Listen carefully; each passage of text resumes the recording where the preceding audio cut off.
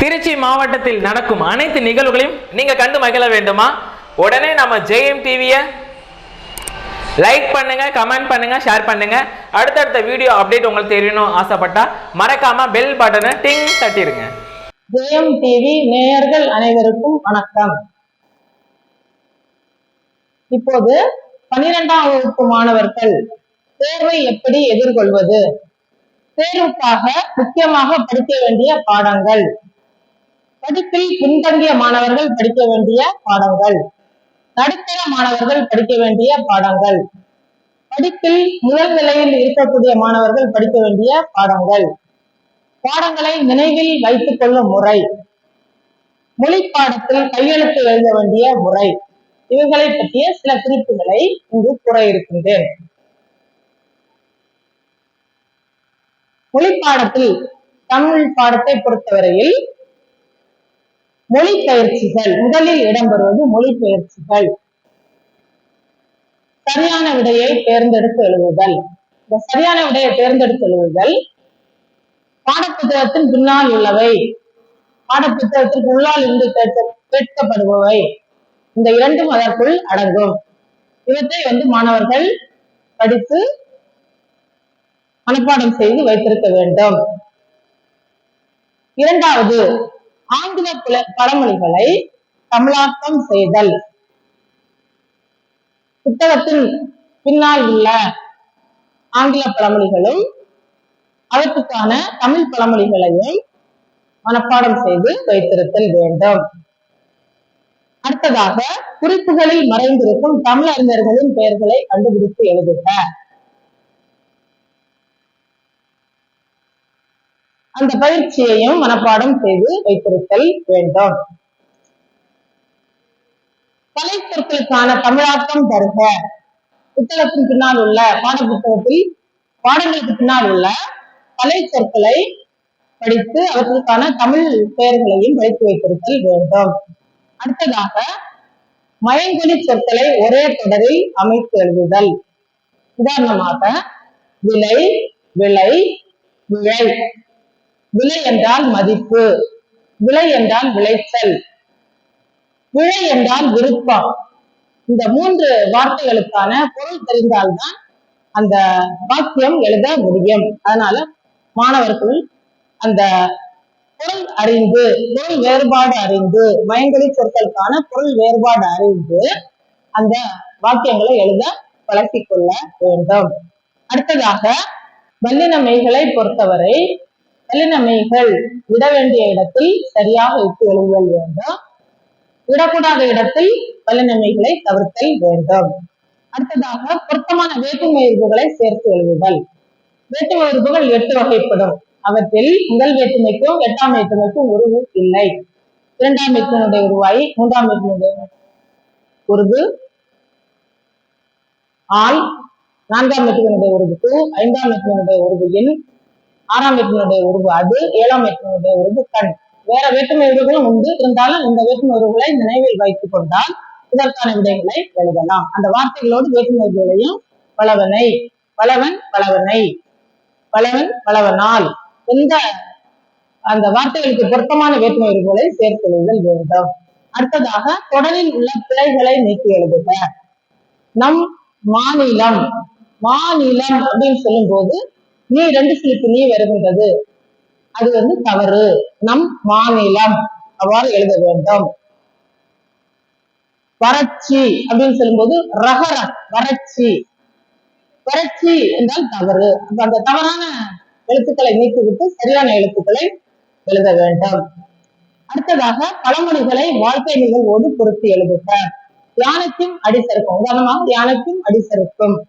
இப்ப நாங்க உதாரணத்துக்கு பாடம் சொல்லி கொடுக்கும் போது யானை பெரிய பாகத்தை உடையது, அது சரியா காலில் இருந்து போய் கரையில பதியும், இருந்தாலும் அந்த யானைக்கு கூட எனக்கு சில இடத்துல கருத்திரும் அப்படின்னு சொல்லி அதை சொல்லுவோம். ஆனா அதனுடைய கருத்து என்ன அப்படின்னு சொன்னா, எவ்வளவு பெரியவங்களா இருந்தாலும், எவ்வளவு அறிவுள்ளவர்களா இருந்தாலும், எவ்வளவு தேர்ச்சி பெற்றவர்களா இருந்தாலும் சில நேரத்தில் சில தவறுகளை செய்ய நேரிடும்.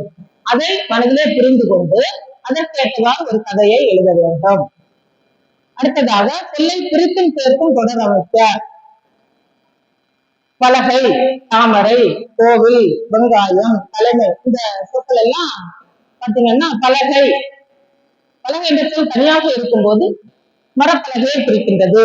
அதை பிரித்து எழுதும் போது பல கூட்டல் கைகள் அப்படிங்கிற பொருளை தருகின்றது. அந்த பொருள் வேறுபாடு அறிந்து வாக்கியத்தில் அமைத்து எழுத வேண்டும். அடுத்ததாக பேச்சு வழக்கை எழுத்து வழக்காக மாற்றி எழுதுக. புள்ள அப்படிங்கிறதுக்கு பிள்ளை, 3 நாள் 3 நாள், குழந்த குழந்தை, பகுரு வயிறு. அங்க வந்து பிழையான சொற்களுக்குரிய சரியான சொற்களை எழுதுதல் வேண்டும். அடுத்ததாக பொருள் வேறுபாடு அறிந்து தொடர் அமைக்க. புல் புல் புல் என்றால் ஒரு தாவரம், ஓரறிவுடைய ஒரு உயிரினம். புல் என்றால் பறவை. அப்ப இந்த ரெண்டுக்கு வேறுபாடு தெரிஞ்சால்தான் அந்த வாக்கியத்தில் அமைத்து எழுத முடியும். இந்த மாதிரி வார்த்தைகள் உலை உலை, பான் பான், ஊன் ஊன், திண்மை திண்மை, இந்த வார்த்தைகளுக்கான பொருள் வேறுபாட்டினை அறிந்து வாக்கியத்தில் அமைக்க கற்றுக்கொள்ள வேண்டும். அடுத்ததாக 4 சொற்களை கொண்டு தொடர் அமைத்தல். வானம், பற, நிலவு, தொடு. 4 சொற்களை கொடுத்திருப்பாங்க. அதை ஒரே தொடர் அமைக்கும் போது வானத்தில் பறப்போம், பறந்து நிலவை தொடுவோம், இந்த மாதிரி பயிற்சிகள் வந்து கேட்கப்படும். அடுத்ததாக பாத்தீங்கன்னா தொடரில் உள்ள மரபு பிழைகளை நீக்கி எழுதுக. பனை மட்டையால் கூரை வைத்திருந்தனர். பனை மட்டை கிடையாது, பனை ஓலை. அது வந்து ஏன் பனை ஓலைன்னு சொல்றாங்கன்னா மரபு, நம்முடைய முன்னோர்கள் அப்படி சொன்னாங்க, அதனால நாம அப்படி சொல்லுகின்றோம். அதே மாதிரி கூரை வைத்திருந்தனர் கிடையாது, கூரை வேந்திருந்தனர். இந்த மாதிரி மரபு சொற்களை பயன்படுத்தி சரியான முறையில் எழுத வேண்டும். அடுத்தது பாத்தீங்கன்னா தேவையான இடங்களில் திருத்தற்பிடுதல். 1/4 புள்ளி, அரை புள்ளி, 3/4 புள்ளி, 3 புள்ளி, அந்த மாதிரி போட வேண்டியது. அதை அறிந்து புத்தகத்துல பயிற்சிகள் கொடுக்கப்பட்டுள்ள அதை படிச்சுட்டீங்கன்னா அதுக்கு 2 மார்க் அதுக்கு வாங்கலாம். அடுத்தது விடை கேட்ட வினா அமைத்தல். குடும்பம் என்ற சொல் முதலில் திருக்குறளில் தான் இடம்பெற்றுள்ளது. அது எளிதான முறையில் அதை எழுதணும் அப்படின்னா குடும்பம் என்ற சொல் முதலில் திருக்குறளில் தான் இடம்பெற்றுள்ளதா, இடம்பெற்றுள்ளதுங்கிறத இடம்பெற்றுள்ளதா அப்படின்னு எழுதிட்டு ஒரு வினாக்கள் போட்டனாலே அது வினா வாக்கியம் தான். இதுல முக்கியமா கடைபிடிக்க வேண்டியது என்னன்னா வினா வாக்கியத்துல வினாக்குறி இடப்பட வேண்டும், வினாப்பொருள் தர வேண்டும். இந்த பயிற்சிகள் இதுவரையிலும் அந்த 14 மதிப்பெண்களுக்கு சரியான விடையை தேர்ந்தெடுத்தது. அது வந்து பாடம் சார்ந்தது. அடுத்ததாக 14 மார்க் மதிப்பெண்களுக்கு இந்த பாடம் சாராத பயிற்சிகள், வெளிப்பயிற்சிகள், அதுக்கு மட்டும்தான் என்னென்ன வரும் அப்படிங்கறத நான் சொல்லியிருக்கேன். அடுத்ததை பாத்தீங்கன்னா முக்கியமா தேர்வுக்கு படிக்க வேண்டிய பாடங்கள் அப்படிங்கிறப்ப அந்த 2 மொழி பயிற்சிகளுமே முக்கியமானது. ஒண்ணு 14 மார்க்கு, முதல்ல சொன்ன சரியான விடை தேர்ந்தெடுத்தது 14 மார்க், அடுத்ததாக சொன்ன மொழிபெயர்ப்பு 14 மார்க். இதுல வந்து ஓரளவு மார்க் வாங்கிட்டீங்கன்னா படிப்பதற்கு சிரமப்படுகின்ற அந்த மாணவர்களுக்கு எளிதாக இருக்கும். மற்ற மாணவர்களுக்கு மொழிபெயர்ச்சியில 14 மார்க் வாங்கிட்டாங்கன்னா வினாவுடையில ஈஸியா மார்க் வாங்கி இருப்பாங்க. 98, 99 மார்க் ஈஸியா அவங்க வாங்கிடலாம். படிப்பில் பின்தங்கிய மாணவர்கள் படிக்க வேண்டிய பாடங்கள் அப்படிங்கிறப்ப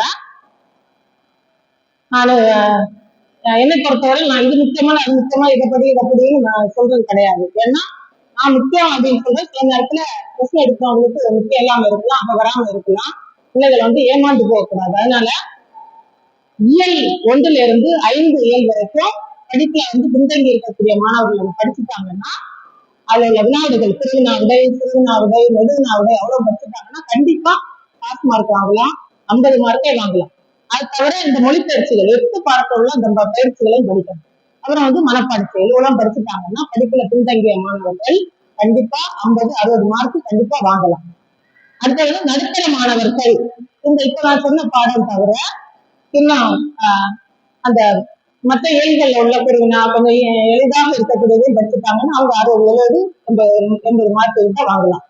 அடுத்தது படிப்பினுடைய முதல் நிலையில் இருக்க வேண்டிய மாணவர்கள் அப்படிங்கிறப்ப அவங்க வந்து இப்ப நான் சொன்ன மொழிப்பயிற்சிகள், சரியான விடையை தேர்ந்தெடுக்கிறது, வினா விடைகள், இதை தவிர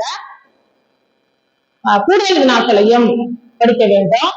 அடுத்ததாக பாத்தீங்கன்னா புத்தகத்துக்கு பின்னாடி இருக்கக்கூடிய அந்த பாடங்களுக்கு பின்னாடி இருக்கக்கூடிய நூல் குறிப்பு, ஆசிரியர் குறிப்பு, அந்த பாடத்துல கட்டத்துல போட்டிருக்கக்கூடிய முக்கியமான செய்திகள் இது எல்லாத்தையும் படிச்சாதான் அவங்க வந்து முழு மதிப்பெண் பெற முடியும். அடுத்த பாத்தீங்கன்னா பிள்ளைகளை பொறுத்தவரையும் அந்த ஒரு நாள் படிப்பாங்க, அடுத்த நாள் வந்து பாடத்தை மறந்து போயிடுவாங்க. அப்படிப்பட்ட மாணவர்கள் வந்து பாடங்களை வந்து நினைவில் வைத்துக் கொள்ளக்கூடிய முறை அப்படிங்கிறப்ப ரொம்ப மறக்குது அப்படின்னா, இன்னைக்கு வந்து ஒரு 2 வினாவிடை திரு வினாவிடை படிச்சு எழுதினாங்க அப்படின்னா அடுத்த நாள் 2 திரு வினாவிடை படிக்கணும். முதல் நாள் இன்னைக்கு படிச்சதை நாளைக்கும் அதை ஒரு தடவை வாசிக்கணும். அடுத்த நாளும் வாசிக்கணும். வாசிக்கும் போது அப்படியே அது மறக்காம மனசுல இருக்கும். ஒரேடியா கஷ்டப்பட்டு படிச்சு படிச்சு படிச்சு மண்டையில திணிக்கிறத விட வாசிச்சு வந்து மனதுல வந்து பதிய வச்சுட்டாங்கன்னா அது மறக்கவே செய்யாது. திரும்ப திரும்ப அதை படிக்கும்போது அந்த படிச்ச பாடங்கள் வந்து மறக்காம நினைவுல இருக்கக்கூடியதுக்கு அது முக்கியமான வழியாகும். இன்னும் பாத்தீங்கன்னா மொழி பாடத்தை பொறுத்தவரையிலும் கையெழுத்துக்கு அங்க முக்கியத்துவம் கொடுக்கணும். கையெழுத்து அப்படிங்கிறப்ப இயல்பிலேயே வந்து கையெழுத்து அழகா எழுதுற பிள்ளைகள் இருப்பாங்க. அந்த கையெழுத்து சில பேருக்கு எழுத சரியா வராது. சில பிள்ளைகள் வந்து ஆசிரியர் போர்டுல நல்லபடியா எழுதி போட்டாங்கன்னா அதே மாதிரி எழுதுவாங்க. நாங்கெல்லாம் ஆசிரியர் கையெழுத்தை பார்த்துதான் அழகா நாங்க எழுத கத்துக்கிட்டோம். இப்ப நாங்களும் எங்களுடைய கையெழுத்தை பார்த்து எங்க பிள்ளைகள் எழுதினாங்கன்னா நல்லபடியா எழுதுவாங்க. ஆனா படிக்கிறதா கையெழுத்து எழுதுறதா அப்படின்னு ஒரு குழப்பத்துல பிள்ளைகள் இருக்கும்போது அந்த கையெழுத்தை ரொம்ப இப்போ 12ஆம் வகுப்புல வந்ததுக்கு அப்புறம் கையெழுத்துக்கு முக்கியத்துவம் கொடுத்துட்டு அங்க இருக்க முடியாது. ஆனா அந்த பிள்ளைகள் வந்து அந்த வார்த்தைகள் தெளிவா தெரியும்படியா இடத்துக்கு இடம் விட்டு அந்த எழுத்துக்களும் ஓரளவு தெளிவா தெரியும்படியா எழுதிட்டாங்கன்னா அந்த பிள்ளைகளுக்கு வந்து நல்ல மதிப்பெண் வந்து வாங்கலாம். பாஸ் மார்க் வாங்கலாம், 50 மார்க் வாங்கலாம், 60 மார்க் வாங்கலாம். அந்த மாதிரி அந்த முறையை பின்பற்றி எழுத பழகத்துல வந்து நல்லா படிக்கக்கூடிய மாணவர்கள் கையெழுத்தினால ஒரு சில 1, 2, 3 மதிப்பெண்களை இழக்க நேரிடும். அந்த மாணவர்கள் வந்து படிப்புல முதல் நிலையில இருக்கக்கூடிய மாணவர்கள் கையெழுத்தையும் தெளிவா எழுதுனா அவங்களுக்கு மதிப்பெண் வாங்குவதற்கு அது ஒரு முக்கியமான காரணமாக அமையும்.